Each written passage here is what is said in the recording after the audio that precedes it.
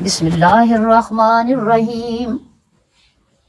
سورہ آل عمران پارہ نمبر 3 اور آیت نمبر 19۔ ان الدین عند اللہ الاسلام وما اختلف الذین اوتوا الکتاب الا من بعد ما جاءهم العلم بغیا بینہم ومن یکفر بآیات اللہ فإن اللہ سریع الحساب۔ فَإِنْ حَاجُّوكَ فَقُلْ أَسْلَمْتُ وَجْهِيَ لِلَّهِ وَمَنِ اتَّبَعَنِ وَقُلْ لِلَّذِينَ أُوتُوا الْكِتَابَ وَالْأُمِّيِّينَ أَسْلَمْتُمْ فَإِنْ أَسْلَمُوا فَقَدِ اهْتَدَوْا وَإِنْ تَوَلَّوْا فَإِنَّمَا عَلَيْكَ الْبَلَاغُ وَاللَّهُ بَصِيرٌ بِالْعِبَادِ۔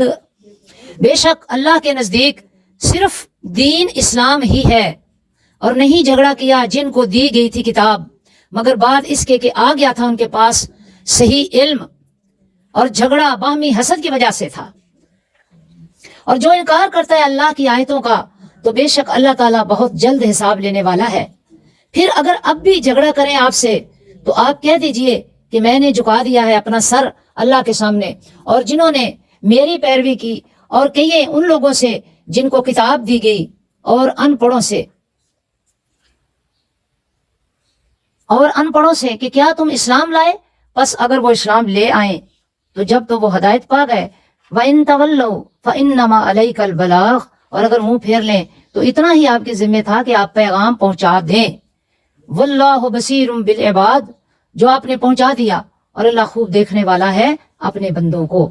اب ان آیتوں میں کلیئر کر دیا گیا کہ اللہ کے نزدیک اگر کوئی دین ہے تو صرف اسلام ہے، اور اسلام کے علاوہ کوئی دین نہیں ہے۔ اب جو لوگ دین اسلام کے اندر کجی تلاش کرتے ہیں، کمیاں تلاش کرتے ہیں اور آپس میں جھگڑا کرتے ہیں، وہ صرف باہمی حسد کی وجہ سے ہے، باقی ان کا کوئی مقصد نہیں ہے۔ اور دین اسلام ہی غالب رہے گا، کوئی دوسرا دین اسلام کی جگہ نہیں لے سکتا۔ اللہ تعالیٰ کے نزدیک وہی شخص مقبول ہے جس نے دین اسلام کو اپنا لیا، اسی شخص کا مقام ہے، اور اسی کی غلامی قبول کی جائے گی۔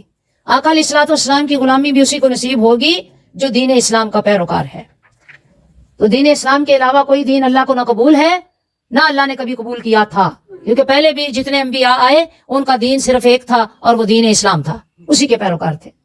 اس لیے کسی دوسرے دین کی گنجائش نہ تھی نہ ہے۔ اور حق سمجھ لینے کے بعد حسد کی وجہ سے اگر یہ لوگ انکار کریں اور آپ سے جھگڑا کریں تو پھر ان سے وقت ضائع نہیں کرنا چاہیے، ان کو جو پسند ہے وہ اپنا لیں۔ میرے حبیب آپ کا کام تھا صرف پیغام کا پہنچا دینا، میسج دے دینا، آپ نے میسج دیا اور خوب دیا ہے۔ آپ یہ مان جائیں تو ان کی بہتری، نہ مانیں تو پھر ان کی تباہی ہے۔ میرے حبیب اس کی فکر آپ نے نہیں کرنی، اور میرے حبیب ان کو واضح احکام پہنچ گئے ہیں، قبول کر لیں گے تو ان کی خوش نصیبی۔ اگر ضد پر ہی اڑے رہے اور اپنے آپ کو اسلام کے مخالف ہی رکھا، اللہ کے احکام کے مخالف زندگی گزاری، تو پھر فیصلہ تو قبر کی پہلی رات میں ہی ہو جانا ہے۔ استغفر۔ یہ جو کچھ کر لیں اللہ کے دین کو بگاڑ نہیں سکتے، اور اللہ تعالیٰ اپنے بندوں کو خوب جاننے والا ہے۔ بصیر بالعباد، آپ جو یہاں بیٹھے ہیں، میں بیٹھی ہوں، میرا اللہ ہمیں دیکھ رہا ہے، میرا اللہ ہماری باتوں کو سن رہا ہے۔ سبحان اللہ و بحمدہ۔ ان الذين يكفرون بآيات الله ويقتلون النبيين بغير حق ويقتلون الذين يأمرون بالقسط من الناس فبشرهم بعذاب أليم۔ بے شک جو لوگ انکار کرتے ہیں اللہ کی آیتوں کا اور قتل کرتے ہیں انبیاء کو بغیر حق کے، اور قتل کرتے ہیں ان لوگوں کو جو حکم کرتے ہیں عدل و انصاف کا لوگوں میں سے، تو فبشرہم، تو خوشخبری دے دو انہیں، بعذاب علیم، دردناک عذاب کی۔ استغفر اولئک الذین حبطت اعمالهم فی الدنیا والآخرہ وما لهم من الناصرین۔ یہ وہ بد نصیب ہے کہ ختم ہو گئے، ضائع چلے گئے، حبطت، ضائع چلے گئے، اعمالهم، ان کے اعمال، فی الدنیا، دنیا میں، والآخرات، اور آخرت میں، اور نہیں ہے ان کے لیے کوئی مددگار۔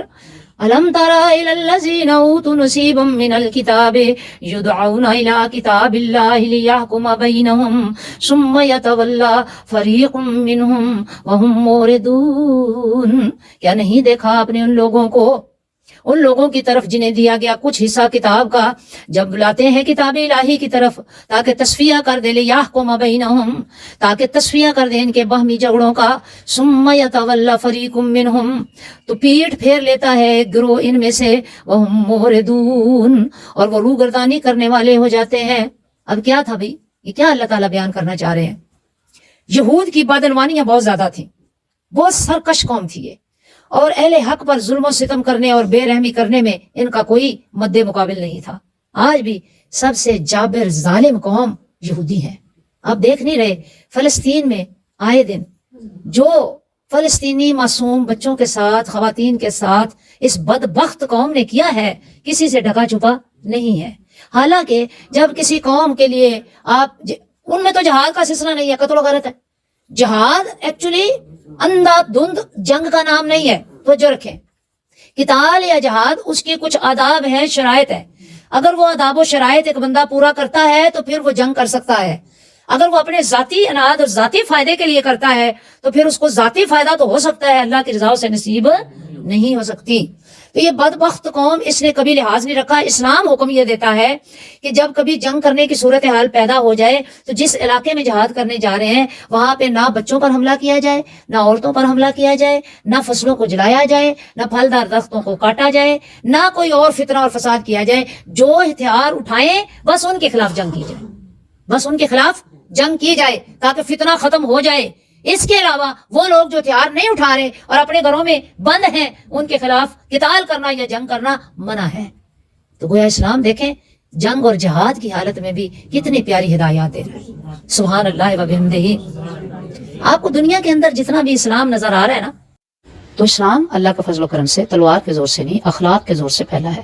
مسلمانوں نے جو جو علاقے فتح کیے ان میں اپنے کردار کا اور اپنے اخلاق کا وہ خوبصورت مظاہرہ کیا کہ غیر مسلم متاثر ہوئے بغیر نہ رہ سکے، اور اسلام قرب و جوار میں پھیلتا چلا گیا اور اللہ کا دین سربلند ہوتا چلا گیا۔ اس لیے کوئی یہ کہہ نہیں سکتا کہ اسلام تلوار کے زور پر پھیلا ہے، نہیں، اسلام اللہ کے نیک بندوں کے کردار، ان کے اخلاق کی وجہ سے پھیلتا چلا گیا، اور آج دنیا میں 57 سے 58 ارب مسلمان آباد ہیں، جو اس بات کا واضح ثبوت ہے کہ اسلام اگر تلوار کے زور سے پھیلا ہوتا تو بہت کم لوگ دائرہ اسلام میں داخل ہوتے۔ جس طرح علیہ الصلوۃ والسلام کا خلق عظیم تھا، صحابہ کا بھی خلق عظیم تھا، پھر انہوں نے اپنے اخلاق کا مظاہرہ بھی کر کے دکھایا، تو ہم یہ کہہ سکتے ہیں کہ اسلام اخلاق کے زور پر پھیلا ہے۔